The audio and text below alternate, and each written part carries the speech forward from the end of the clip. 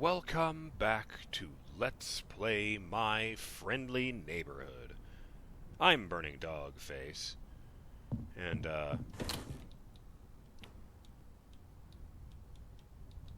last time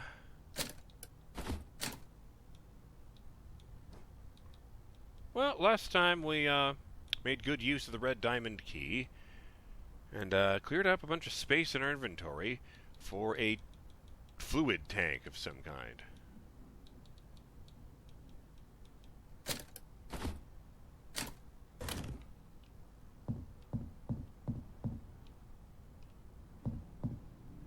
Now we're off to, we'll go check out that elevator room again once I get my hands on that thing.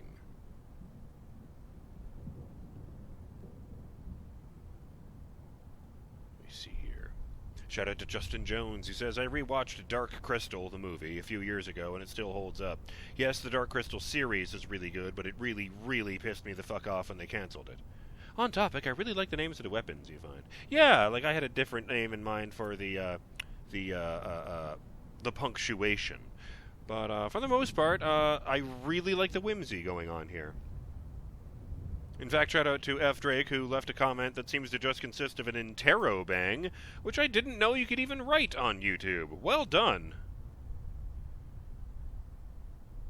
Shout out to Elthwar and to Yornik, who both answered the same question.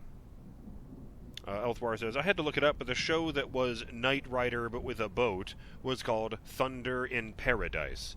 Well, that or Night Boat from The Simpsons, but I assumed you were talking about the live-action show, not the animated gag, and you were right.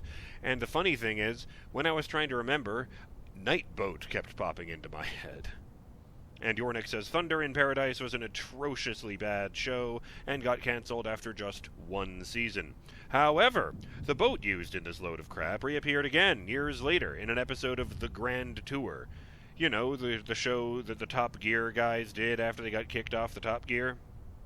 The boat had a name, as is usually the case, Razzle Dazzle, but as a prank it eventually got renamed to Jizzle Drizzle. Nope, nothing of this is a lie, I swear.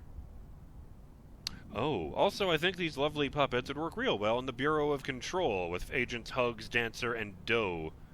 Oh dear.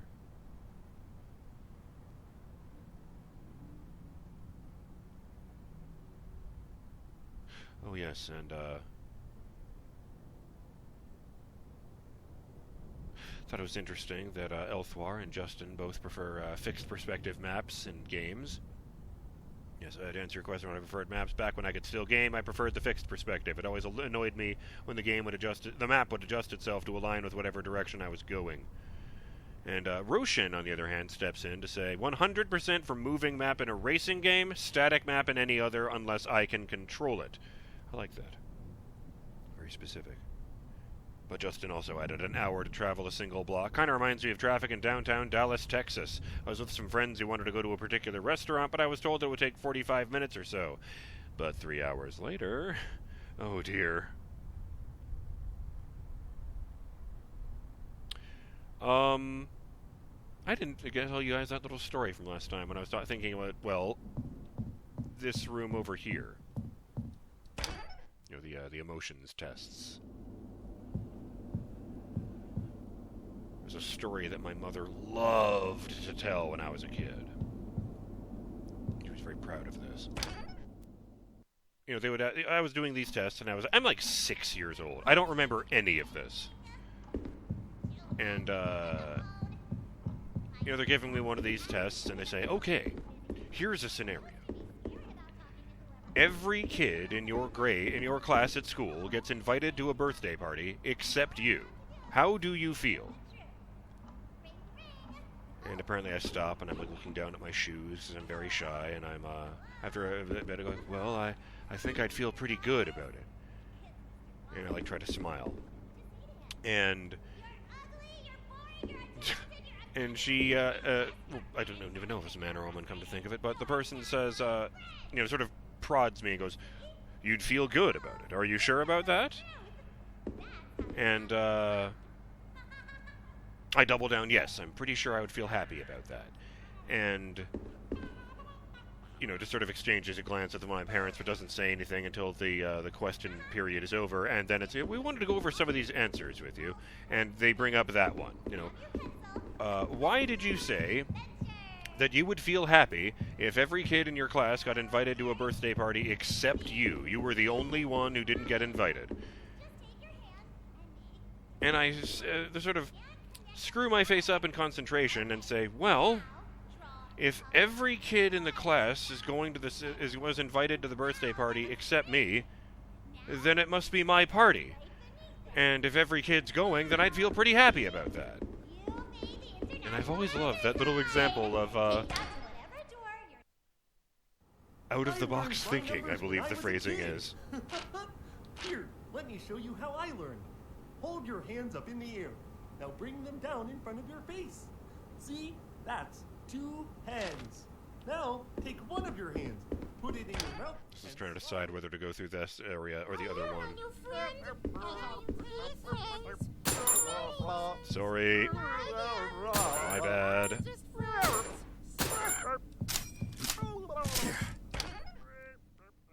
I do feel kind of bad about shooting the ones that sound like Elmo. Just a little bit. Oh, yeah, we're right here, and...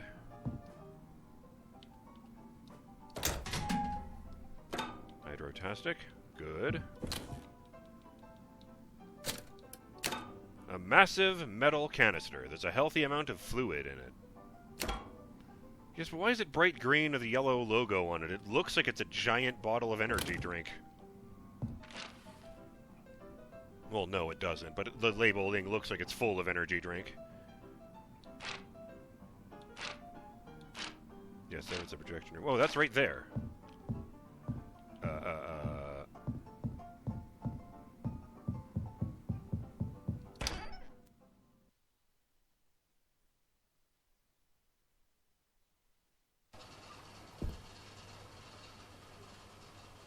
Oh, I didn't even see that. How to use your Lumalux Infinity Play Projector trademark. Step 1, insert reel into projector. Step 2, press corresponding button to start projection. Step 3, the Lumalux Infinity Play Projector seamlessly loops the film by asynchronously rewinding from the collection reel during playback. Oh, it turns it into a loop. Lumalux and Infinity Play Projector are registered trademarks with the Lumalux Corporation. 2643 Industry Street, Rialda, New California. Oh dear. The Lumalux Corporation is not responsible for any injury, fire, or destruction to property that results from improper operation of this product. In rare cases, this film may become tangled or torn during asynchronous rewinding. If this happens, calmly stop the projector and call a Lumalux technician at 1-800-LUMA-HELP. 272. So I guess this was delivered in February 72, or this legal stuff was legalized in 72. And then it says 15384 in the corner, but it's so tiny, I can't imagine that will be important. Ah, yes, I see. I have to pick the right projector with these buttons. It's going to be much easier than I thought. There is a reel here. I think this is where I was going.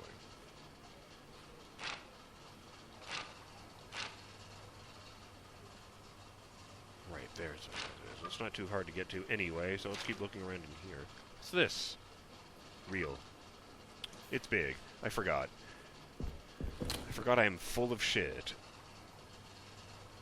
Well, I'm sure there were some who'd constantly remind me. Hardy har har.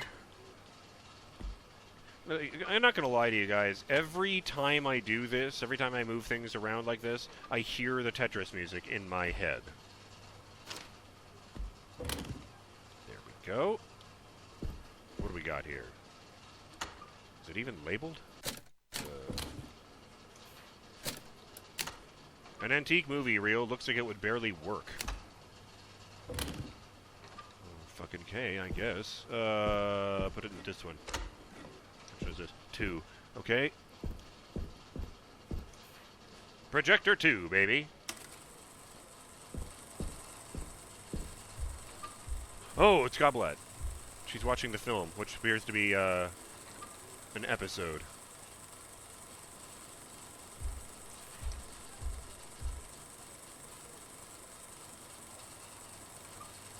So have I got to find a film of people eating or something?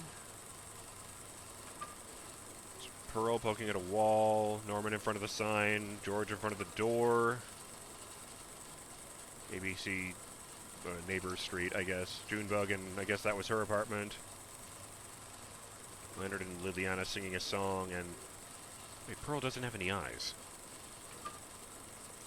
Is that just part of her character that her eyes come off?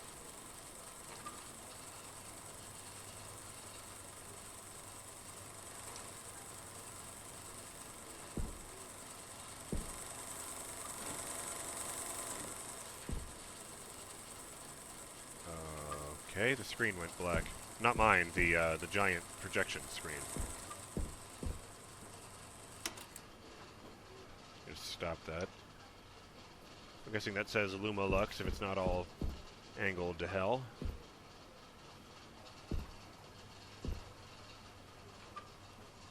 Shells. I mean, at the moment, I guess... Right, yes, I need to put this to good use.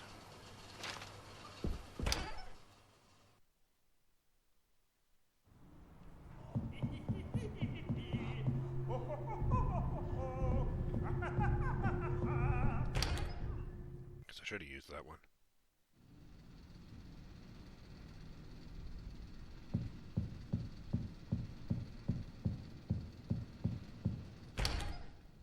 Yeah, Goblet wandered into the back of the theater. I looked down at her, and there's like a cutscene I couldn't get out of.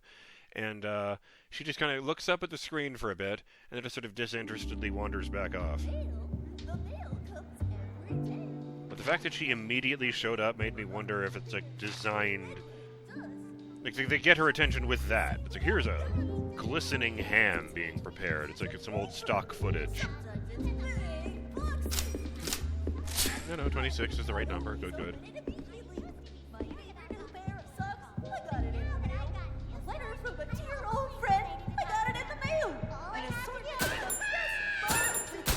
I'm not gonna lie, the first time I saw her all hunched over like that instead of waving her arms around. Stuffed into a box and shipped to my house in the mail. A stockpile of greasy hamburgers that I cooked at my vacation home. Come on, say it with me. It came from Florida in the mail.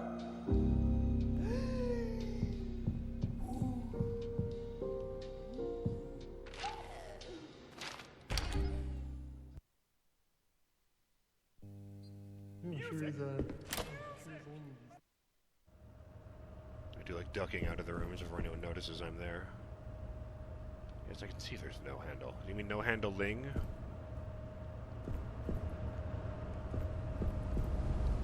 Place tank. Oh, I see. That was like the amount of fluid left inside. Now it's all the way back up in the green. They should fix that elevator. Sick.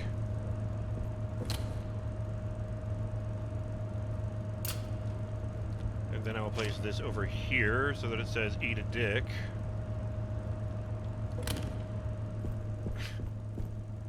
I do like that. It seems like it moves to the next letter every time I fire. Until I reload. Always brings it back to A. And unfortunately, my obsession with that particular action means I'm almost always on A. I think the furthest I've seen it go is R.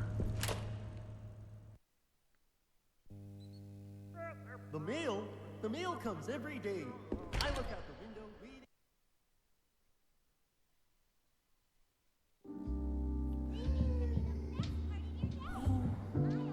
I do appreciate that they seem to try not to put the puppets right in front of you when you come out the door, because their positions do tend to waver. What are you doing over there?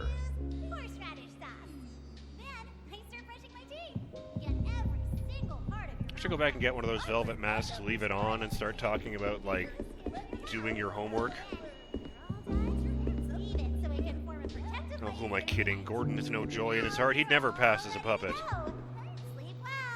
The best he could manage is pretending to be one of the Oscar the Grouch, or one of those,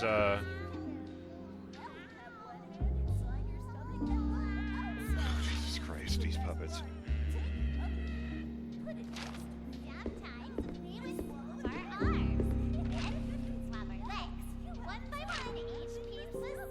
Oh, yeah, that.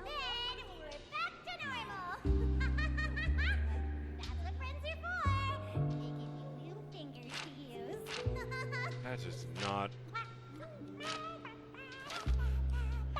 Hey, where's... Oh, it's down.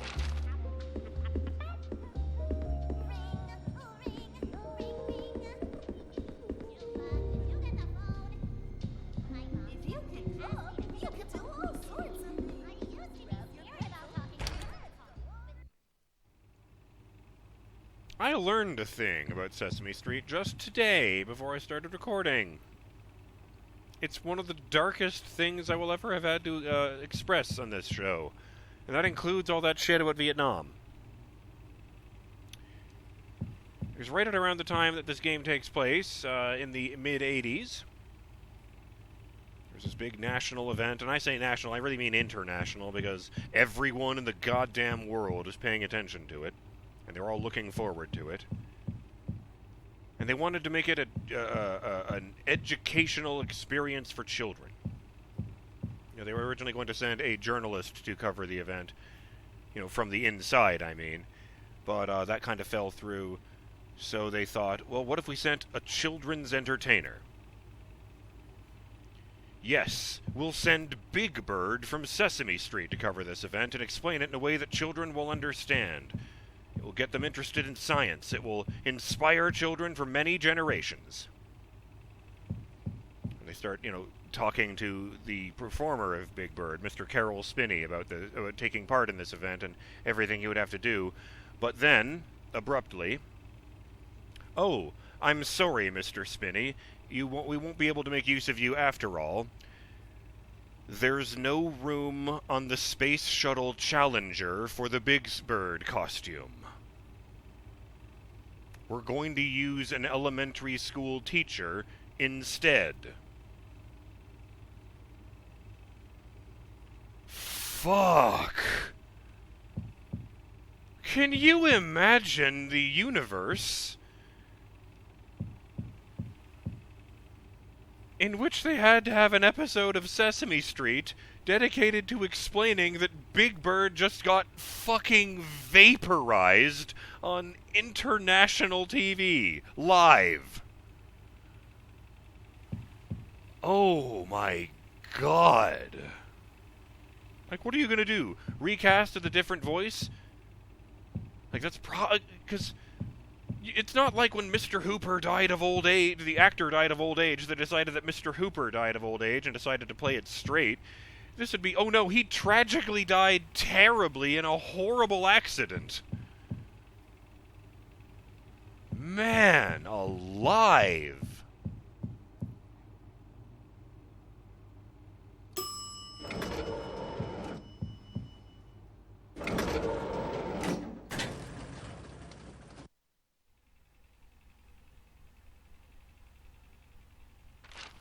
I'm in the waiting room up the stairs.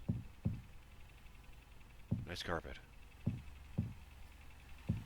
All the furniture has been pushed around. That's strange. And one of the cushions has been taken off this couch.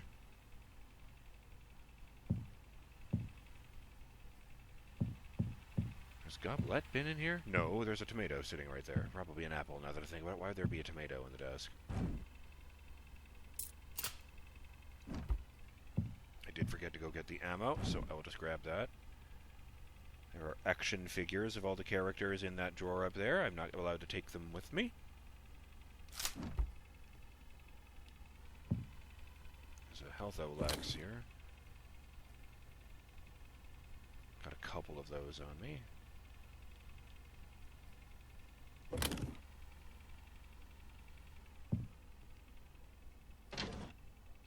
A bust. Don't know why there's a mannequin head in here.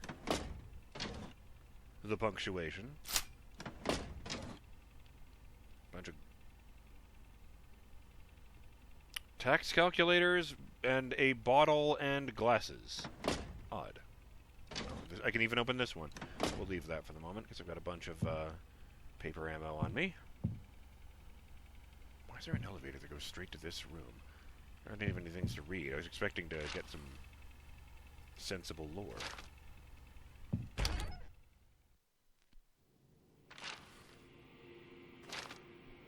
Oh, this is the CEO's office. That must be his face on the wall there. In the painting, Justin. This is not Dead Space. I wanted to see if I could unlock that other door. That's the elevator door. This has got to be it. Yes, good. Oh, but I know where that is, so...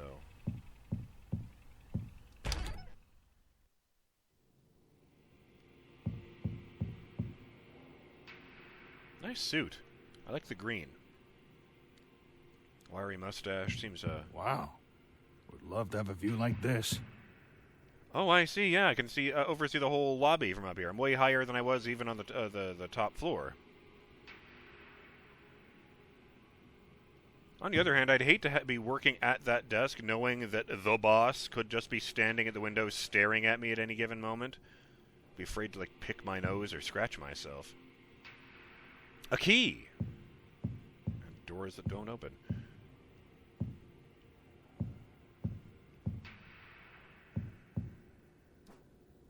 It's sitting on the Confessions, or whatever they were called, of St. Augustine. Front door key! Maybe this will unlock the front door. I don't like the music in here one little fucking bit.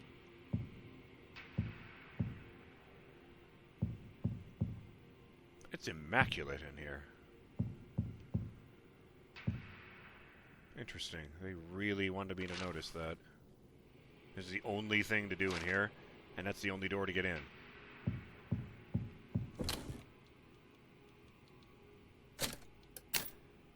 A heavy metal key. Seems really old.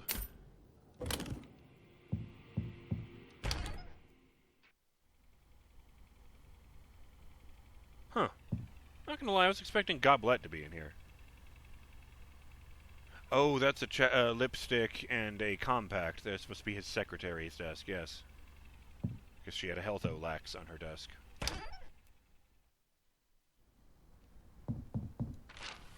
Oh, right. Well, fuck it, I can save.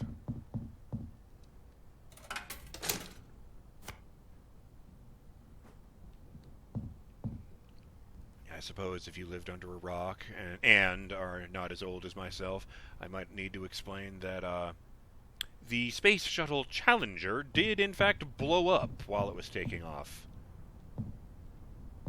This is a rather serious concern for my father, who worked at an aerospace engineering firm.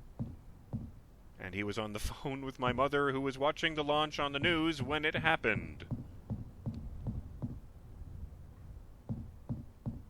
It's 86, so like nobody has the internet, which means that basically that office found out because Mom saw it happen live, and Dad dropped the phone without hanging up and just ran out to the other room to just tell fucking everybody, holy shit, the shuttle just blew up. At which point the company immediately starts covering their ass because, you know, do we need to cover our ass? Because they took a big role in building the Canadarm, the manipulator arm in the cargo bay. But no, it had nothing to do with that. I don't really see how it could. I am curious about this front door key, but the faster way down. I guess it would actually be faster if I just took the elevator back down to the machine room. Oh, no, it goes down to the lounge, that's right. Except I did just save, so I guess I'd be popping in back there. Doesn't matter.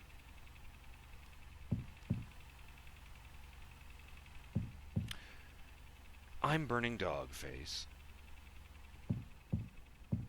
And I'll see you on the next episode of Let's Play My Friendly Neighborhood.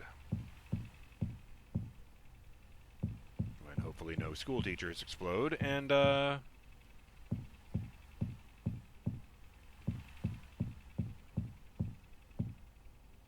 see if we can walk right out the front door.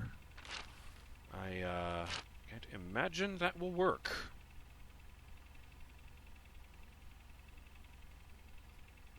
Oh, I see. There's no door even on the street entrance. They mean over there in the main hall. Guess that would just get me back out to...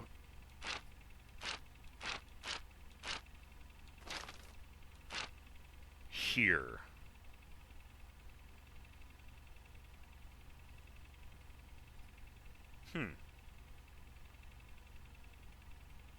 Yeah, there's the office building, and there's something I can open with the diamond key, in fact.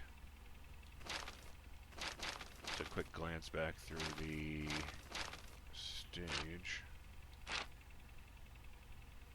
There's one door there I can open with that key. There's another one. In the grip and camera department.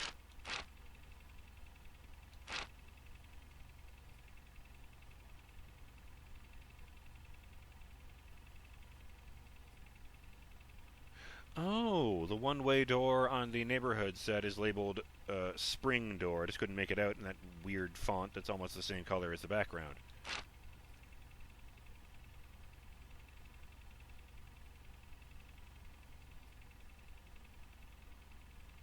Interesting. But yes, I'll see you next time on My Friendly Neighborhood. Till then, have yourselves a smiling day, Burning Dog fans. Later.